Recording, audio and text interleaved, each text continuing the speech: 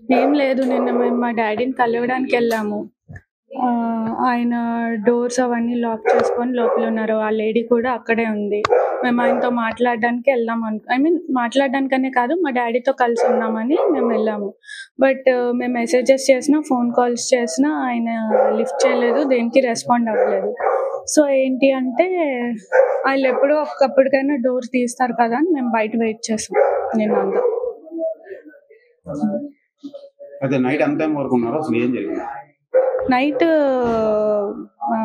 Actually నేను afternoon 3 నుంచి night 1:30, 2 వరకు ఉన్నాను. బట్ వాళ్ళెవరు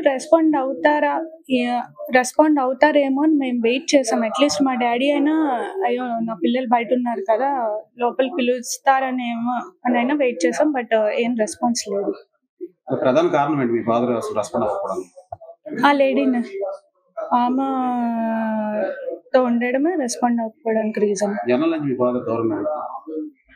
చాలా మంత్స్ అవుతుంది. మేబీ లాస్ట్ ఇయర్ నుంచి దూరంగానే ఉంటున్నారు. ఈ మధ్య కాలంలో మీరు కలవడానికి వెళ్ళలేదు? వెళ్ళాం. లాస్ట్ ఇయర్ వినాయక చవితి అప్పుడు మాట్లాడడానికి వెళ్ళాం. అప్పుడు మా డ్యాడీ వాళ్ళ బ్రదర్ అండ్ వాళ్ళ మదర్ ఏం చేశారంటే మమ్మల్ని లోపలికి రానివ్వకుండా మేమేదో వాళ్ళకి అటాక్ ఇస్తున్నాం అన్నట్టు క్రియేట్ చేసి మా డ్యాడీతో కలవనివ్వకుండా చేశారు.